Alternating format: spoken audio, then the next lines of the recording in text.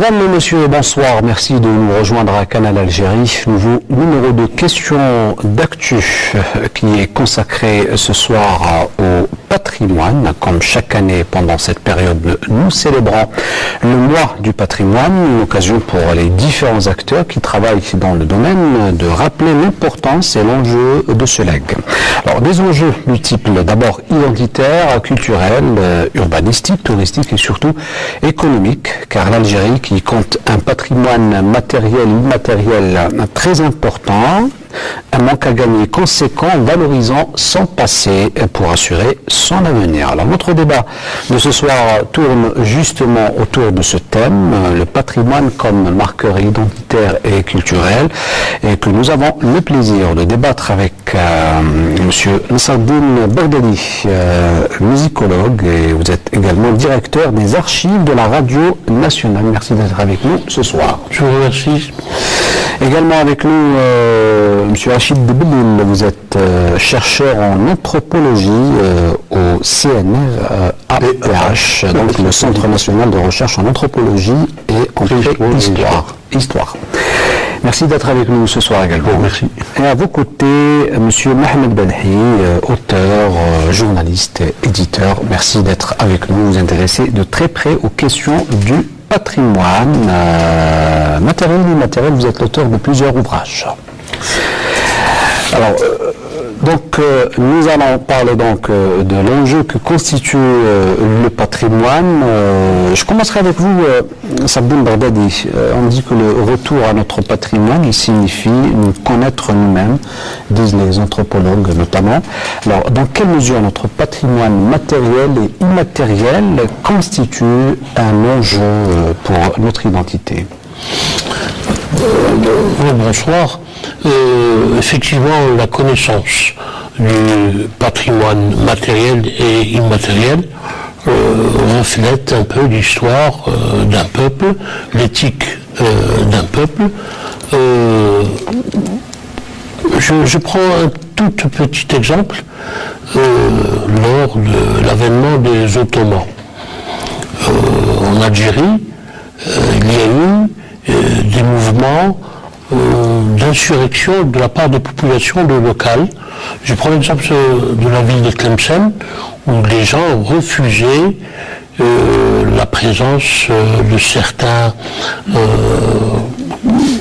responsables turcs de l'époque, et ils s'insurgeaient. Nous avons par exemple l'exemple du Hausi, un poète comme Blemseib ou Mendesi, en vilipendait la présence des Turcs parce qu'ils effaçaient la mémoire de cette ville par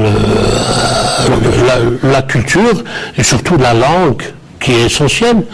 Et donc c'était un moyen de lutte contre cette entre guillemets oppresseur. Et on retrouve cela, ça c'est juste donné à titre d'exemple, mais les gens luttaient avec cette culture et cette, on voit cela aussi en Kabylie, comment les gens ont lutté contre l'occupant français en conservant leur tradition, en conservant leur poésie, et puis nous avons fait une recherche par exemple où nous avons trouvé des poésies en tamazight datant du XVIIe siècle avant Cheikh Hazikiou, et donc où les gens racontent cette période qui reste pour nous inconnue. La période se situe entre 1790 et la fin du XIXe siècle. Alors, le lien entre patrimoine et identité n'est pas aussi clair que celui qui existe entre le patrimoine et la culture. Et pourtant, c'est quelque chose de très important. Écoutez, il y a la définition des mots, puis il y a la réalité. Quand on parle de culture, on parle d'identité, forcément. Et quand on parle de patrimoine, c'est aussi de l'identité. Bon, il y a des questions techniques ensuite, mais bon, l'essentiel est là. Le patrimoine, c'est quoi en réalité? Je parle du patrimoine immatériel, beaucoup plus que du matériel. Moi, c'est l'immatériel qui m'intéresse. C'est une question d'héritage. c'est ce que l'on a hérité, ce qui nous a été transmis par les générations précédentes. Par rapport à ce que disait monsieur, dans la poésie orale, hein, qui se transmet oralement, qui n'était pas écrite, comme dans les régions, surtout les régions amazigh-rophones, on a évidemment de la poésie, de la littérature, si vous voulez, mais il y a aussi des chroniques. C'est-à-dire que les gens transmettaient par le biais de la poésie des faits réels qui se sont passés. Alors c'est plus ou moins enjolivé, plus ou moins retravaillé, mais par le biais du patrimoine immatériel, on peut avoir accès à la culture, à la société telle qu'elle fonctionnait, parfois depuis très longtemps. Donc l'étude du patrimoine permet de connaître la société, à la fois celle du passé et celle du présent. Alors dans le présent, non, puisque dans le présent, c'est aux générations actuelles qui ont hérité de ce patrimoine, de le transmettre. Un exemple, hein. Par exemple, je vous donne un exemple que j'aime bien, celui de l'île du Gourara, hein, sur lequel a travaillé Mouloud Mamri. Il a transcrit tous ces poèmes chantés, mais les gens actuellement, les connaisseurs, les détenteurs de savoir, comme on les appelle, ils transmettent aux jeunes générations, parce qu'il y a des jeunes qui participent aux séances d'Ahlil et qui apprennent l'Ahlil comme ça. Donc, c'est un héritage et en même temps quelque chose que l'on transmet aux nouvelles générations. Le problème, c'est justement la transmission. Les gros problèmes pour le patrimoine immatériel chez nous, hein, mais c'est valable aussi dans beaucoup de sociétés, c'est le risque de rupture entre ce dont on a hérité et ce qu'on transmet, parce qu'il y a des déperditions. Et c'est ça le grand problème. C'est pour ça que dans la Convention sur le patrimoine immatériel de l'UNESCO de 2004, il est question de sauvegarde. Hein, sauvegarde du patrimoine immatériel. C'est-à-dire qu'on va faire tout notre possible, d'abord l'État, les associations et les communautés, pour enregistrer, codifier, on parlait tout à l'heure de documents qui se perdent, etc. Archiver, hein, même les archives sonores, ça existe. Enregistrer des poètes et... Notre ami directement. Et oui, la radio est directement... Les archives de la radio, c'est des archives... Voilà, c'est très très important. Alors, M. Berhi, toujours dans le sillage de ce que nous venons de dire, cette relation qui existe entre le patrimoine et l'identité, dans quelle mesure peut-on parler de marqueurs identitaires lorsqu'on parle de patrimoine, qu'ils soient matériels ou immatériels? Alors, parler de patrimoine, c'est répondre à une question fondamentale, qu'est-ce qu'être algérien? Et c'est une question d'actualité. Il y a quelqu'un qui te dit, moi je ne suis pas un arabe, je suis un algérien. Il y a des gens qui font un peu démarrer l'histoire de l'Algérie après Oqba ibn Nafa. Ils relient la période en deçà de Oqba, c'est-à-dire toute la période de Nimite. Oui. Il y a des gens qui te parlent de la période Nimite, ils revendiquent Massinissa, par exemple, Jugurtha, et ils ne parlent pas de Abdelmoumen. Alors qu'Abdelmoumen, c'est un berbère musulman. Donc si on saucissonne un peu l'identité algérienne, fatalement on débouche sur une crise. Et c'est ce qui s'est passé quand il y a eu surtout la période des années 1980. C'est là où il y a eu les grands débats et ça a débouché malheureusement sur la tragédie de la décennie. Parce que c'était des questions qui ont été réglées à coup de Kalachnikov. C'est quoi l'identité? La question d'actualité, c'est quoi être maghrébin? C'est actuellement le Marocain, tu dis qu'est-ce qu'être Marocain, qu'est-ce qu'être Tunisien? Nous sommes Algériens. Quand tu es Algérien, tu revendiques le tout. C'est comme un tapis d'Amour ou un tapis de Kabylie. Tu revendiques toutes les couleurs. Même si tu n'es pas, tu aimes le rouge, tu détestes le noir, mais tu dois assumer. Tu ne dis pas je suis pour Jugurtha et je renie Abdelmoumen. Et je suis pour Oqba ibn Nafa et je renie le Kahina. Je suis algérien, je revendique Saint-Augustin, je revendique Sophonisme, je Sifax. C'est ça le problème de l'identité. Permettez-moi de vous interrompre. par quel mécanisme, justement, le patrimoine peut, justement, jouer un rôle dans cette cohésion sociale? Mais bien sûr, quand tu commences à assumer, c'est vrai que depuis quelque temps, il y a eu, disons qu'il y a une prise en charge réelle de repères, des marqueurs identitaires. Je prends l'exemple de Saint-Augustin. À un moment donné, c'était les Tunisiens qui revendaient Saint-Augustin. Et même un vin avec une marque Saint-Augustin, pour attirer les touristes. Bien sûr, à l'époque, la période humide, c'était toute la contrée de Carthage. Mais Saint-Augustin, c'est un Annabin. À un moment donné, Saint-Augustin, pour un courant en Algérie, c'est les chrétiens, c'est comme Apulée, c'est comme Saint-Donat. Mais c'est notre patrimoine, notre identité. Quand il y a la fameuse polémique, malheureusement, parce qu'en principe elle ne doit pas exister, parce que ce sont des passerelles historiques qu'il faudrait maintenir entre l'Égypte et l'Algérie. Quand il y a eu le fameux match de Omdurman, il y avait toute une pléiade d'acteurs et d'actrices égyptiens qui ont vu d'une manière arrogante les Algériens. Pour nous, nous étions des barbares, je sais pas quoi, des gens bizarres. Mais nous avons une culture. Quand tu reviens aux peintures de Tassili, c'est 5000 ans d'histoire. Quand tu vois l'homme de Térénif, c'est 1 million d'années d'histoire. Nos matériels. Bien sûr, donc tout ça, c'est l'identité algérienne. Maghrébine, à la limite, parce qu'il y a Mais est-ce que nous la connaissons vraiment aujourd'hui? Maintenant, le problème, à un moment donné, pourquoi il y a eu, en Algérie, il y a eu de vrais problèmes. Parce qu'il ne faut pas oublier, par rapport au Maroc, la Tunisie, l'Égypte, c'est qu'il y a eu une colonisation de peuplement. Tout à l'heure, M. Blil parlait il fallait une continuité. Mais la colonisation, elle a cassé la continuité. Des ruptures. Un processus d'acculturation. Par exemple, un chercheur, un architecte, un urbaniste. On est incapable aujourd'hui de construire, on ne sait pas, un architecte est incapable de créer une esthétique nationale, parce qu'il n'a pas de repère. C'est pour ça que ça donne un urbanisme bizarre. Mais ça, si vous permettez, ça c'est des questions de savoir et de savoir-faire. Et là aussi, on est dans la transmission. Les artisans, moi je me rappelle déjà, dans les années 60-70, il y avait beaucoup plus de production artisanale que maintenant. Alors effectivement, il y a le côté économique aussi qui joue. C'est-à-dire que les artisans, il faut qu'ils vivent, il faut qu'ils... Bon, mais il y a aussi le problème de la transmission du savoir et des savoir-faire. Pour l'architecture, il faut qu'il y ait un maçon, le madou. Par exemple, un petit exemple, au Sahara, il y avait la construction en tôle. Et ça nécessitait un certain savoir et savoir-faire.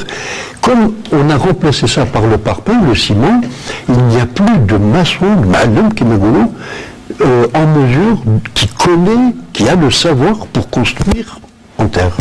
Et là, tout en gardant un cachet architectural, même si on utilise d'autres matériaux, mais qui est responsable de cette transmission? Qui est responsable? C'est la société d'abord, c'est la communauté. C'est-à-dire qu'à partir du moment où on n'a plus les moyens économiques de perpétuer le savoir, eh bien on passe à autre chose. Et là, il y a une rupture. La responsabilité, elle est aussi à un niveau politique, parce qu'à un moment donné... on reviendra sur cette question, M. Balhi, juste pour donner la parole à notre ami Sardine Bardadi. Je dirais, excusez-moi, certaines villes conservent un petit peu, par exemple, quand j'ai vu les constructions, comme elles se font à Ouetsouf. Oui. Et ils conservent encore ils ont encore des artisans qui travaillent. Certains petits artisans dans la ville de Tlemcen, surtout la ville de Tlemcen, mais c'est des exemples qui confirment la règle. L'exception qui confirme la règle. Malheureusement. Le de la Grande Place, c'était Absolument. L'architecte Pouillon, quand il est venu, il a fait appel à Boumadi, l'extrémiste Boumadi. Absolument. Il y a un savoir. Avec le temps, ça s'effrite. Oui. Il n'y a plus de transmission. Il n'y a plus de transmission, la courroie de transmission, elle est rompue. Et justement, ce transfert culturel intergénérationnel, comment vous l'évaluez aujourd'hui, Sabine Bernadette? Le transfert culturel à travers les générations, c'est vrai que les générations... notamment dans le domaine musical. Non, quand vous parlez ce langage, ils utilisent une expression bizarre, c'est-à-dire bon, tout ce qui est ancien, nous vivons notre temps. Mais elle commence à se faire parce que il y a des associations qui se sont organisées et qui défendent le patrimoine et elles ont beaucoup de mérite. Il y a aussi le fait que maintenant, ce patrimoine, par exemple, qui était patrimoine culturel non écrit, il y a actuellement, par exemple, en poésie, des diwan qui font leur apparition, des recueils, que ce soit en langue tamazight ou en arabe. Il y a eu d'impression de plusieurs ouvrages sur ça, même certaines études. Mais ce qui sauve un petit peu. Sinon, il y a péril dans la demeure, dans la mesure où les jeunes ne sont pas très intéressés. Et moi, à mon avis, il faudrait trouver une solution pour intégrer ce patrimoine dit populaire, des fois folklore avec guillemets,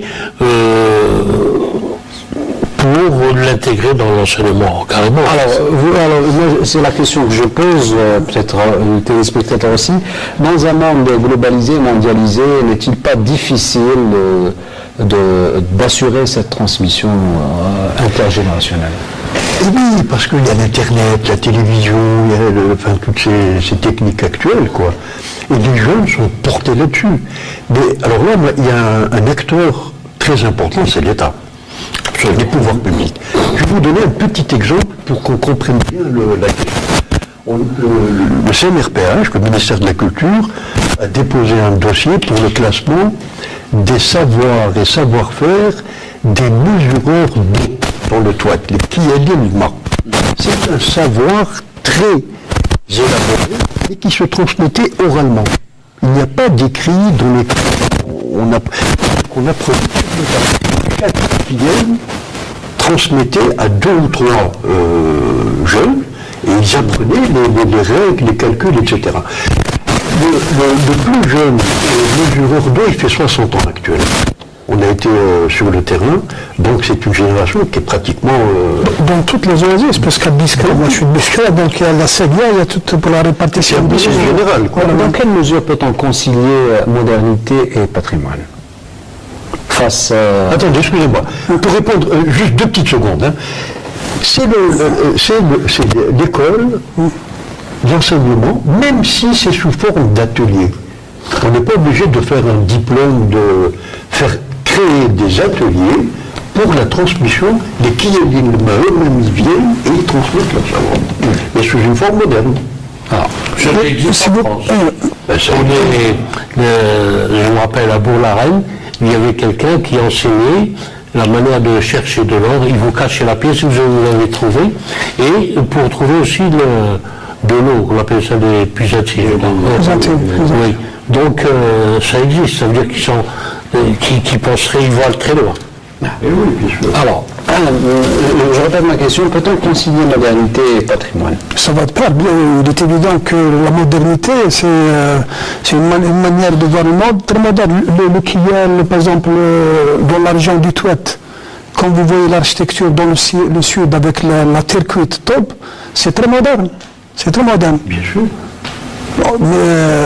Maintenant, c'est aux chercheurs, aux architectes, aux urbanistes, aux sociologues, aux psychologues d'assurer cette continuité, et notamment par le biais des pouvoirs publics. Et là, les élus locaux doivent jouer un très grand rôle. Mais si cette connaissance se perd, parce que le patrimoine, c'est quoi? Le patrimoine, d'accord, on le valorise, on le réhabilite, mais il faut aussi le fixer et le cadrer par quoi? Par des structures qui s'appellent le musée. Maintenant, ce qui est intéressant, c'est des prémices pour répondre à votre question. Du côté de BGA à Toudja, maintenant on parle de musée de l'eau.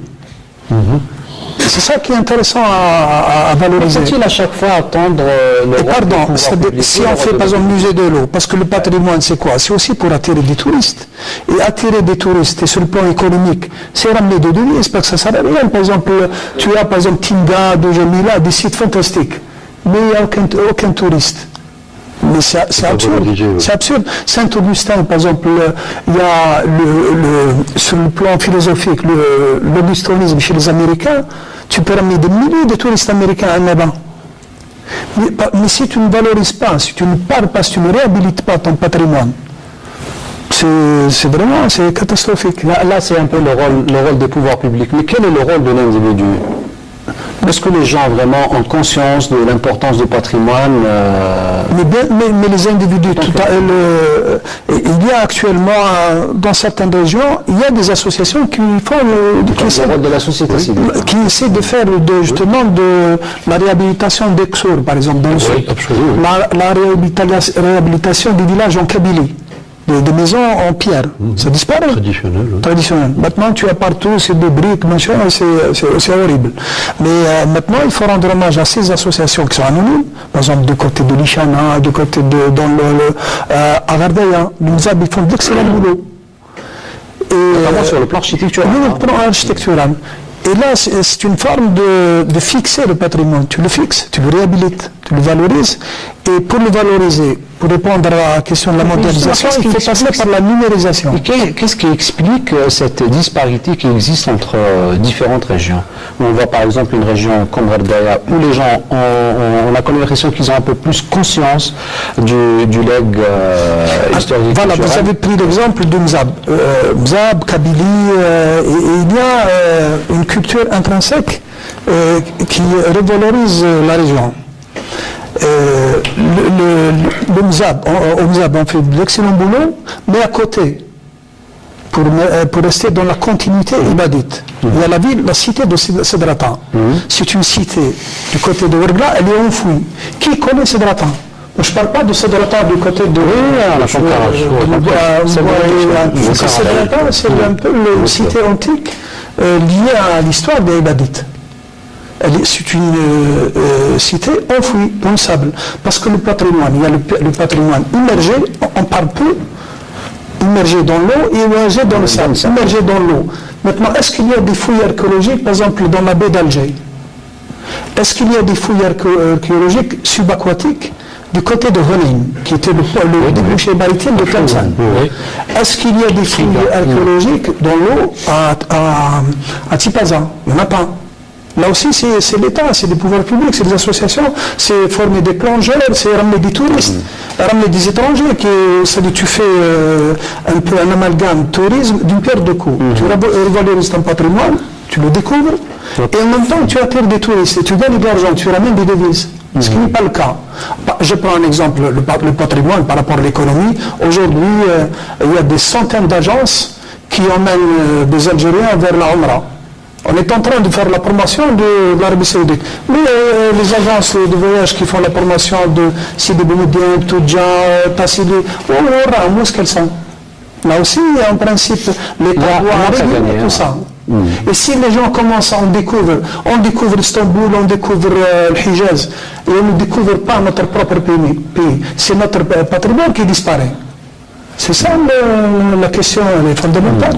Pour répondre à votre question, qu'est-ce qui fait que dans certains lieux, la tradition est plus sauvegardée, le patrimoine est plus transmis?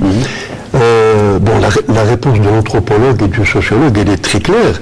C'est que c'est l'importance des structures sociales, locales. Là où les structures sociales se maintiennent, la transmission elle est plus forte. Mais là, si vous prenez les endroits où là où il y a eu la colonisation agraire, eh bien là, il n'y a plus de structure traditionnelle, il n'y a plus de solidarité communautaire à l'ancienne, etc. Et donc, il y a l'individu qui prend le pas sur le collectif. Donc on revient au poids du colonialisme. Non, oui, le colonialisme, mais il y a aussi le post-indépendance, parce qu'après l'indépendance, il y a eu une action très forte du pouvoir central qui visait à la déstructuration des sociétés, des communautés locales. Quand vous regardez, vous relisez la charte nationale, la première, on disait carrément c'est des structures féodales, c'est des structures antinationales, etc., etc.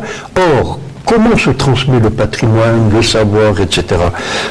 C'est la société, c'est la communauté, c'est des gens eux-mêmes. Plus ils sont organisés, plus ils ont leur propre structure, et plus la transmission se fait. Elle se fait. Et oui. Je voudrais répondre à votre question en tradition et modernité. Les pouvoirs publics peuvent trouver la formule magique. Je prends l'exemple de Ouada. Ouada, j'ai assisté une fois à Ouada du côté de Bnissaf. C'est surtout, ça se passe généralement en été. Voilà, ça oui. Voilà. Le Hassan. Ouada, c'est la communauté qui se retrouve, les villageois, c'est fantastique. Ça se passe un peu partout en Algérie. Il y a même pour centre à l'Azaouia. Voilà. Pas nécessairement l'Azaouia. Ça peut être généralement, c'est les familles villageois. Ça, c'est la tradition. La modernité, c'est quoi? C'est que le ministère de la Culture, les pouvoirs publics, les élus prennent en charge ce festival, cette Ouada, et qu'ils la rendent comme élément de spectacle. Et surtout décaler les dates. Vous avez remarqué pratiquement qu'il y a une anarchie dans la tenue des festivals en Algérie. Un festival de jazz qui se tient en novembre. Pourquoi ne pas le faire en août, là où il y a les touristes? Il faut toujours, en termes de stratégie, c'est ramener les touristes. Ça qui est ramener des devises. Par exemple, je mets $1 et pour en ramener 100. C'est ça le patrimoine. Donc s'inscrire dans. Bien, c'est ça. Le patrimoine, c'est bien beau. Tu valorises, tu as la grande poste, elle est là, ou bien je ne sais pas, le Constantine ou la site de Boumedienne. Tu as un site, il est beau, tu l'as réhabilité. Mais comment le valoriser? Comment ramener des touristes? C'est ça le drame en Algérie. Un pays touristique qui n'est pas touriste. Il y a aussi le poids de la décennie noire. Il y a aussi le poids de la décennie noire qui a quand même. Pas seulement la décennie noire, parce que là aussi un élément. Par exemple, j'ai qu'un touriste, il veut prendre une photo, il dit non, c'est interdit, non. C'est pas possible. Au moment où il y a des satellites, et revoir, il faut avoir une autre vision du monde. Le monde a changé. Voilà, avec la numérisation. Où sont nos archives? Les photos de famille, on n'a pas de... Alors, parmi les acteurs qui ont ce rôle de transmettre ce legs culturel ou identitaire, l'école algérienne. D'après vous, est-ce qu'elle joue ce... Non, absolument pas. Non. Je pense que l'école est presque encore étrangère à la culture algérienne dite orale. Non. Quand vous voyez même dans les programmes, on étudie un programme presque moyen-oriental, surtout pour les gens qui font littérature arabe et tout. Et alors que nous avons une poésie, qu'elle soit arabe ou tamazigh, très évoluée. Bien sûr. C'est vrai. On vous a enseigné le Khansa et Pahizi. Alors que, vous voyez, par exemple, il y a des thèmes qui ont été abordés je présente quelque chose que je maîtrise, le Hawzi, des termes qui n'existent pas dans la culture, dans la littérature dite officielle. Par exemple, la toponymie de Tlemcen, on l'a eu grâce à 2 poèmes, l'un de Ben Sahla et de Ben Seki, Yadouayeni et Tlemcen Ahmed, pour faire la toponymie de la ville. Et un exemple, nous connaissons l'attitude des citadins de l'époque qui étaient contre l'occupant turc, avec des poésies et tout. Donc c'est des choses palpables. Alors que chez nous, on parle, quand on nous enseigne l'histoire de l'Empire ottoman en Algérie, on parle combien, et puis c'est tout. Un grand manque de références dans les livres. Oui, mais des fois, c'est tout à fait le contraire. Écoutez, il y a une formule très très simple. L'école a tourné le dos à la société. Absolument. Après l'indépendance. Pour des raisons politiques, idéologiques, qu'on peut analyser, qu'on peut comprendre, etc., etc. Mais il est vraiment très urgent de repenser le rôle de l'école et les matières à transmettre. Et tout ce qui est culture locale, enfin la culture algérienne, a été pratiquement complètement écarté, mis de côté, etc. Et il est vraiment urgent de repenser l'école. Algérianiser l'école algérienne. Eh bien, absolument, absolument. Absolument. Il faut reprendre tous ces programmes, y compris pour ce qui concerne l'histoire, la géographie. Vous prenez des gens, ils ne connaissent pas l'Algérie. Vous dites, ouais, Benissaf, enfin, je ne parle pas des régions sahariennes, parce que l'Algérie, c'est un pays immense. C'est un continent, c'est vraiment immense. Mais les jeunes, ils ne connaissent pas. Vous parlez de, je ne sais pas, mais vous dites Ain Madé. Posez la question dans la vie. D'abord pour trouver, et ensuite, qu'est-ce qu'il y a à El Madi? Alors ça c'est une autre histoire. La Tijaniya, qui connaît le... c'est vraiment... Et dommage qu'elle soit valorisée ailleurs. Même dans la littérature française à travers un livre... Non, c'est vraiment urgent.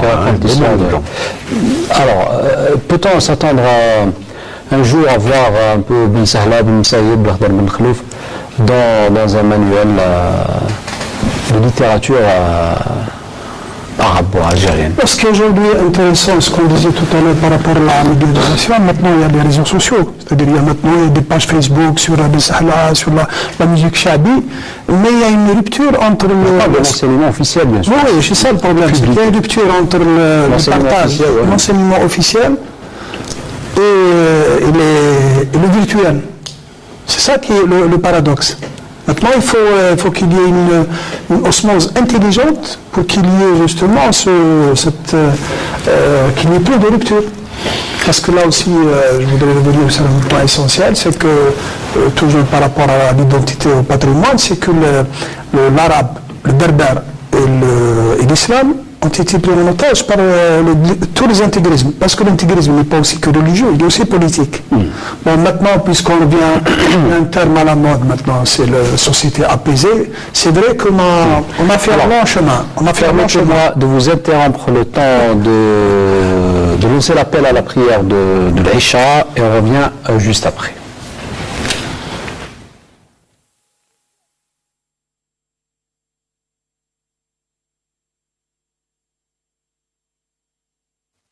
الله أكبر الله أكبر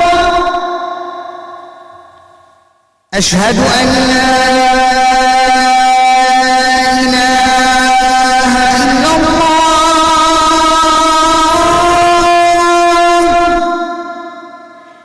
أشهد أن لا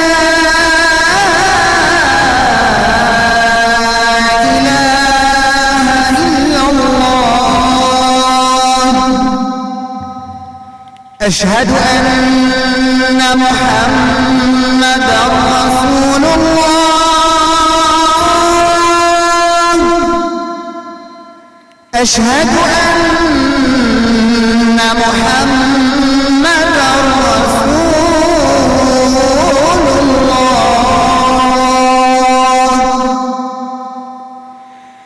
حي على الصلاة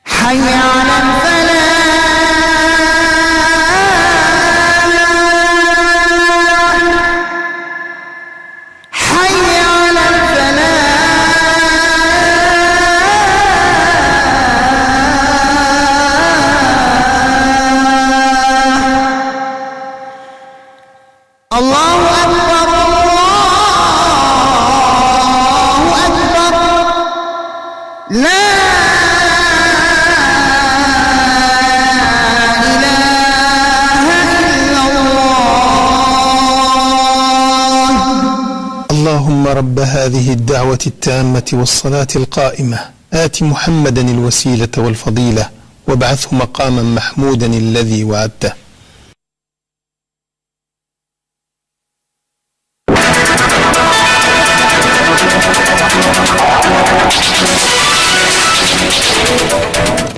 Alors, vous parliez de la rupture qui existe entre la transmission de ce patrimoine dans l'enseignement officiel et ce qu'on peut appeler peut-être l'enseignement parallèle, ce sont les réseaux sociaux. D'abord, la valorisation du patrimoine, elle commence par la qualité du manuel scolaire. Quand un manuel scolaire est mal fait, avec des photos moches, l'enfant ne trouve pas un plaisir dans la recherche des repères identitaires, géographiques, culturels, historiques, etc. Vous prenez par exemple, vous allez en Égypte, vous trouvez les écoliers, ils en ont dans les musées, en train de peindre les fresques des pharaons, il y a une continuité. En Tunisie, kiff, en France, aux États-Unis, en Italie. L'école, elle n'est pas un îlot fermé. L'école, c'est ouvert sur la société. Bah oui. Et puis maintenant, avec Internet, vous trouvez l'enfant, il est mieux informé que son professeur. C'est ça le paradoxe. Il faut donc la modernisation de l'école, une ouverture sur le monde. Il faut qu'il y ait aussi... je vous donne un exemple.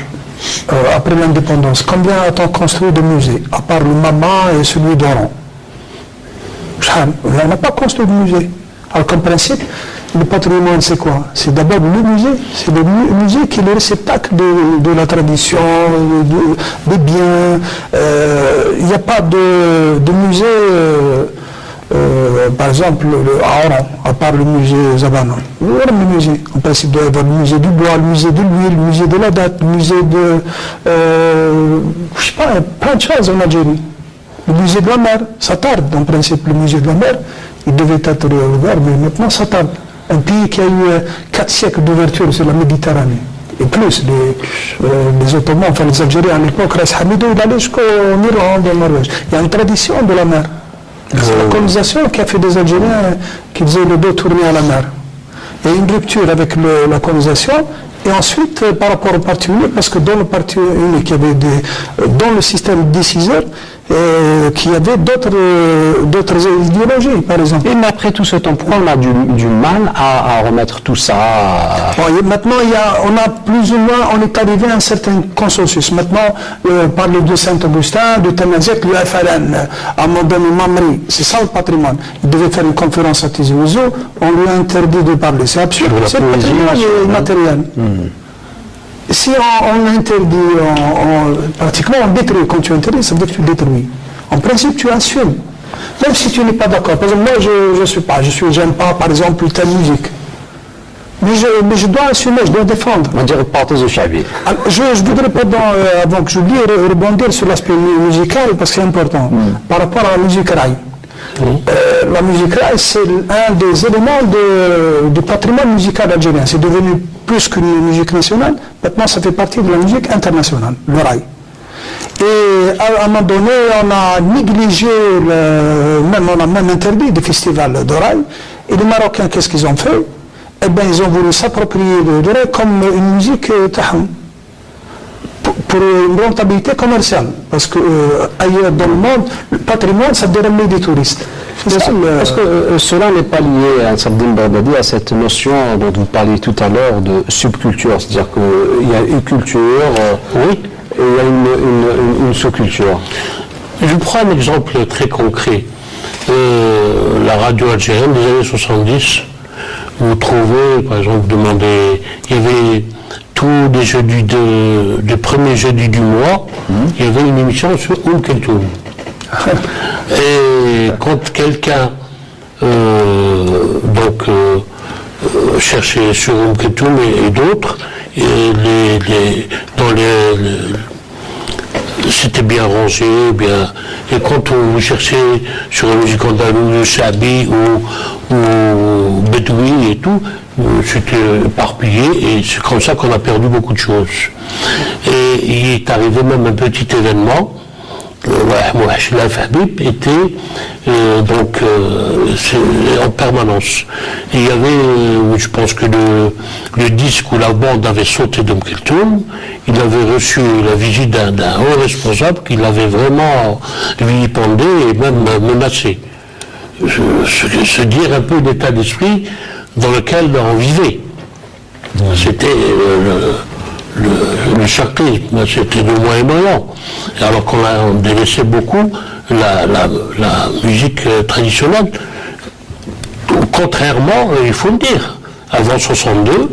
Moi, je prends la revue, les revues de l'époque. Il y avait la radio avait une revue qui s'appelait, donc c'était la radio Alger.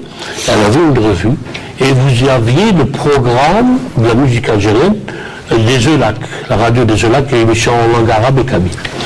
Et vous avez des programmes un mois par avance. Tel artiste se produit avec tel programme.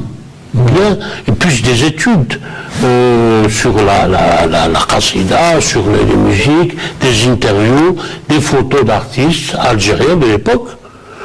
C'est une revue qui date de 46 à 62, la revue des ELAC. Et elle était bien organisée, c'était codifié et bien marqué.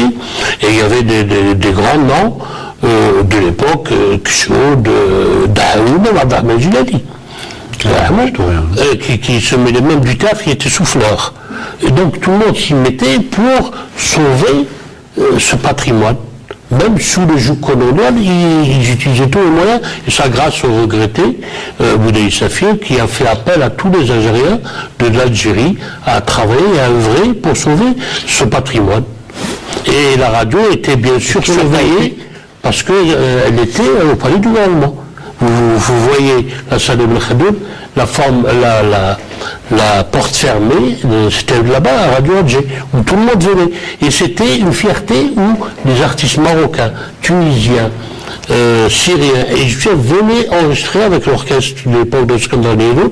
C'était une fierté pour eux de venir. Ah, j'ai enregistré à Radio Alger. Une référence. Une référence, parce que les choses étaient bien organisées, la défense du patrimoine étant le leitmotiv. Malheureusement, tout ce leg... Non, vous voyez le sens contraire. C'est-à-dire après, on pensait aller... Ça s'est détérioré, tout simplement. Oui, oui. Alors, on a parlé du rôle de l'enseignement, de l'école de manière générale à Chidbelil. Il y a aussi le rôle des médias. Est-ce que, d'après vous, les médias jouent le rôle ou la mission qui leur est assignée dans la préservation de ce patrimoine? Franchement, non. Parce que, alors, les médias, le premier rôle, c'est la vulgarisation. Moi, je prends par exemple, très très simple, la convention de l'UNESCO sur le patrimoine culturel immatériel. L'Algérie a été le premier pays à ratifier cette convention. Personne ne le sait. Enfin, sauf les initiés, évidemment. Les journaux devraient, populariser, devraient vulgariser la philosophie et puis même la méthodologie. Sortir du cadre technique.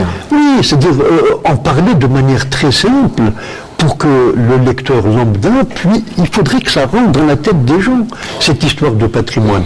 On ne peut pas sauvegarder, on ne peut pas développer le patrimoine si les premiers concernés, les populations, les communautés, n'intériorisent pas, parce que la notion de patrimoine, elle n'est pas naturelle. C'est le produit d'une réflexion en Europe, au Japon. En Europe, ça a commencé au XVIIe, XVIIIe siècle. C'est-à-dire que c'est pas quelque chose de naturel. Conserver l'héritage, c'est pas naturel. Il faut vraiment en être conscient. Il faut être formé.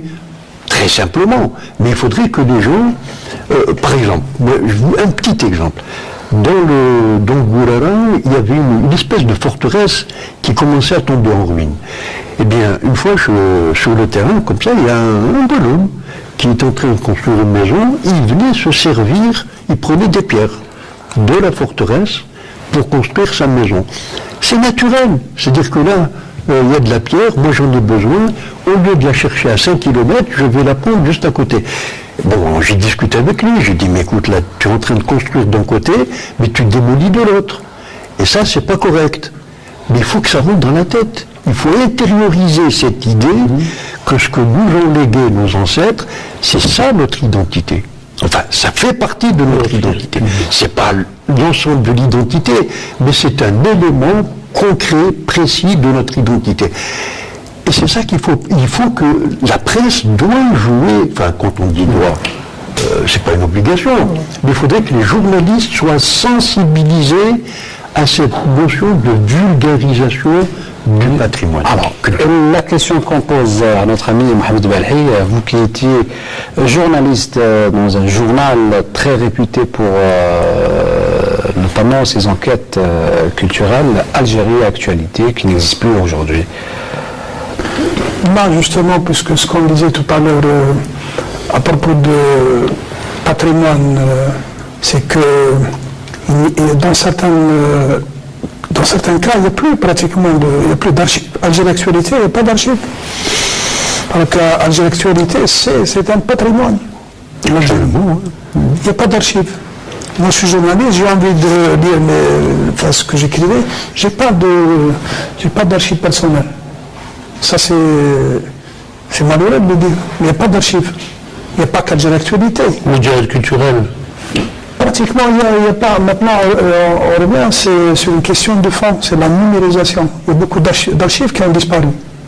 Et quand tu perds tes archives, quelque part, tu perds ta mémoire. Et si tu perds ta mémoire, tu n'existes plus. Il y a d'autres qui te... Mais pour rester un peu dans cette question du rôle des médias, de manière générale, dans la transmission de ce legs. C'est qu'à un moment donné, surtout quand il y a des actualités, Révolution africaine, le Moujad, il y avait beaucoup de reportages. Il y a des journalistes qui allaient sur le terrain. Quand on va sur le terrain, nécessairement, c'est comme à un moment donné dans le service national. Tu découvres celui qui est en Kabylie, découvre le Touat, celui qui est d'Oran, découvre Annaba. Et cette richesse, ensuite, elle est partagée. Et puis avec des regards croisés. Quand par exemple un Djaout va à l'Oued, Toubourt, il a fait des reportages à Algérie Actualité. Ensuite, il s'est basé sur cette matière brute pour en faire un livre. Et il a commencé à découvrir le désert. Il y a un autre journaliste, le défunt, Abdelkarim Jilali, lui il était de Babloued, natif Salmadjerois, natif d'Alger, passionné d'architecture. D'ailleurs, on lui doit un excellent ouvrage avec le céramiste Boumahdi. Lui, c'était un passionné de la mer et qui a découvert le désert. Et c'est ce qu'il faut faire, c'est grâce au terrain. Maintenant, quand il y a de moins en moins de reportages, on aboutit fatalement au copier-coller et on débouche sur des articles, on te parle de, je ne sais pas, ailleurs, mais pas d'ici, de l'Algérie. Et c'est ça qui... c'est malheureux. Alors, coller de Internet. Juste un petit supplément. Avant de poser la dernière Juste un petit supplément.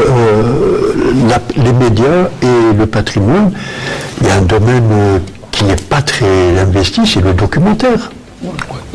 À la télé. Je n'ai pas les statistiques, mais on peut faire les statistiques justement le temps qui est imparti au documentaire dans les programmes de la télévision algérienne. Des télévisions, parce que maintenant c'est plus réel. Et les documentaires, c'est l'outil qui permet de présenter aux gens de manière simple, il suffit de regarder quoi, les éléments du patrimoine. Et puis avec un petit discours évidemment. Mais le documentaire chez nous n'est pas très développé. Arriver à un modèle comme celui de la télévision Arte, c'est quand même... Le documentaire, montrer la réalité, montrer comment les gens... la réalité. Un chantier en construction. Par exemple, on a construit Riyad Fatah. La mémoire a consigné 2 photos. À peu près comment on a monté les 2 structures, les 3 après. Mais on n'a pas un documentaire sur comment on a construit Riyad Fatah. Comment on a construit, par exemple, tel édifice. Parce qu'on a eu à l'époque cette idée de suivre un peu dans le temps la réalisation de cet édifice. Le paradoxe, c'est que on dit que l'Algérien n'a pas une culture de l'écrit. C'est une tradition orale. C'est faux. Avant 1830, l'Algérie avait une culture de l'écrit. Bien sûr. Malheureusement, on ne consigne pas. Regardez, par exemple, prenez un jeune allemand, un étudiant allemand ou bien un touriste, quand il va dans un pays, il a toujours un journal. Quel journal? Prend des notes, prend des photos, c'est une culture. On n'a pas on ne consigne pas ce qu'on fait. Il y a même un genre littéraire. Il n'y a pas de thésaurus, il n'y a pas de mémoire, on ne consigne pas, on ne sait pas. Il y a même un genre littéraire qui a existé pendant très très très longtemps, c'est ce qu'on appelle les rahalat. Les rahalat, c'est une tradition musulmane. Le récit de voyage. Quand vous lisez le Bekri, vous avez justement, il restitue toutes les cités algériennes. C'est comme ça qu'on découvrait d'ailleurs la géographie. Ça y est, tradition. On n'a pas la tradition. En parenthèse, il y a un poème de Bentriki qui parle de Tlemcen vers la Mecque. Ah oui, et c'est là où j'ai découvert qu'au XVIIe siècle, la ville de Boufarik existait. Oui, pour moi, c'était une surprise. Il parle de l'imaginaire des Algériens, c'est une ville coloniale. Oui, elle existait au XVIIe siècle. Alors, dernière question avant de refermer ce débat, une question quand même importante, c'est autour de l'arsenal juridique. Pensez-vous que nous sommes outillés suffisamment pour préserver ce patrimoine? Mais écoutez, il y a d'abord la loi 9804 sur les questions de patrimoine, bien sûr, et ensuite il y a, puisque l'Algérie a ratifié moi je parle de l'immatériel, oui. Puisque l'Algérie a ratifié la convention sur le patrimoine immatériel, eh bien il faut appliquer, quoi. Alors, non seulement il faut appliquer, mais tout ce qu'on a dit depuis tout à l'heure, il faudrait amplifier ce travail de collecte. Il y a du travail pour des générations d'étudiants. Je vous pose cette question parce que quand on écoute les anthropologues ou les chercheurs, on vous dit que beaucoup de sites ont été classés grâce à ces ratifications, mais ça n'a pas donné les résultats escomptés. Alors là, il y a le travail de l'implication. Sur le plan local. Vous savez, on est encore dans la conception de classer pour classer. Hein.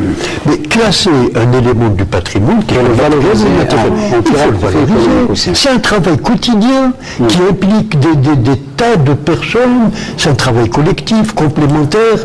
Malheureusement, ça se fait pas ensuite. On oublie. On met ça de côté et on pense à classer autre chose. Vous voyez, c'est vraiment, il faut le travail quotidien de continuité. Mais le fait, à mon avis, que l'UNESCO, par exemple, classe la Lille comme patrimoine mondial, la tenue tlemcenienne, voilà, la Chedda et autres, ça veut dire que absolument, il n'est pas encore classé. Il y a aussi le Limzad. Il y a Limzad, oui. Donc, le fait qu'il y ait quand même une association qu'on rappelle. Oui. Une association qui sauver Limzad. Oui, mais le fait que l'UNESCO fasse ce pas grâce bien sûr à des volontés algériennes, bien sûr. Donc, normalement, ça devrait nous encourager à travailler plus pour être reconnus mondialement. Mais alors, si vous me permettez, juste un petit mot par rapport à l'UNESCO. L'UNESCO insiste beaucoup, il y a 3 partenaires. Il y a l'État, bien sûr, il y a les ONG, la société civile, et il y a les communautés. Et le patrimoine immatériel, les éléments du patrimoine, si les communautés ne sont pas sensibilisées, il n'y aura rien du tout. Parce qu'il y a des sites classés aujourd'hui, le travail a été fait par rapport au classement, mais maintenant il y a des sites classés qui pratiquement sont en ruine. Hein. Le cas de la Casbah, c'est terrible. Parce qu'il s'est passé la Casbah, pour moi, c'est un point d'interrogation. Pas seulement la Casbah d'Alger, parce qu'on ne parle pas de Casbah, parce que c'est la Casbah de toutes les vieilles villes. Je parle de la Casbah d'Alger, pour moi, c'est un grand point d'interrogation. Chaque année, on alloue des budgets. Pourquoi, je ne sais pas. Et puis, il y a un petit problème aussi. La vallée du Mzab a été classée. Oui. Et pourquoi on a brûlé l'office de la valorisation du Mzab? Vous savez qu'il a été brûlé. Des mausolées qui ont été détruits. Baguette, mais ça c'est le wahhabisme, parce que là aussi c'est l'intrusion du wahhabisme dans tout le Maghreb. Là aussi on est en train de régresser parce que l'intrusion du wahhabisme, pas seulement en Algérie, dans le wahhabisme, il ne faut pas oublier qu'à un moment donné il y a eu plus de 400 chaînes de télé satellitaires qui prennent le wahhabisme. Et tu ne peux rien faire contre. Alors je pense qu'il faut trouver une formule pour contrecarrer. Ne pas pouvoir rien faire, c'est bien sûr. Ne pas valoriser la restauration du patrimoine, mais c'est surtout parler de réhabilitation. Je prends l'exemple de Barcelone, à un moment donné Barcelone, qui ressemble beaucoup à Alger. C'était une ville pratiquement délaissée. Délaissée, Ramblas, le musée de Picasso, il était pratiquement abandonné. Et quand ils ont décidé, quand il y a eu les Jeux Olympiques à Barcelone, etc., plutôt dans le sud, et ils ont réhabilité l'Espagne, Barcelone. Et ils ont ramené un architecte, Jean Bousquet, ils ont fait le même qui a réhabilité la ville de Toulouse. Si vous allez à Toulouse, il y avait le Capitole, il y a l'église Saint-Surnin, c'est la plus grande église romane en Europe. Ils ont réhabilité, toujours avec cette perspective pour amener des touristes, c'est-à-dire ouvrir le patrimoine pour qu'il soit accessible à tout le monde. C'est comme ici, par exemple, le cas de Katchawa, si tu aménages Katchawa, tu la réhabilites. Et tu crées par exemple des rues piétonnes et tu crées une osmose entre le passant, le touriste, la ville, la pêcherie. Tu crées une vie. Ce qui n'est pas le cas aujourd'hui, par exemple. Et quand tu crées une vie, pour répondre à ta question, c'est tradition, modernité, et avec cet objectif, c'est ramener des touristes. C'est ça l'objectif. Merci. Très rapidement. Mettre la technologie au service du patrimoine, c'est important. Sabine Baghdadi, merci. Donc, je rappelle, vous êtes musicologue et directeur des archives de la Radio Nationale. Donc, pour votre participation avec nous à ce débat autour de la valorisation du patrimoine. Merci à vous également, Rachid Belloul. Vous êtes chercheur en anthropologie au sein du Centre national de recherche en anthropologie, préhistoire et histoire. Également, merci à vous, Mohamed Balhi, ancien journaliste, ancien éditeur et également auteur de plusieurs ouvrages autour du patrimoine, un livre sur Biskra, un livre sur la Route d'Or et d'autres ouvrages très intéressants aussi. Merci donc d'avoir participé à ce débat. Merci à vous également, madame, monsieur, de nous avoir suivis. En espérant vous retrouver la semaine prochaine pour un nouveau numéro de questions d'actu. Je vous dis au revoir et bonne soirée.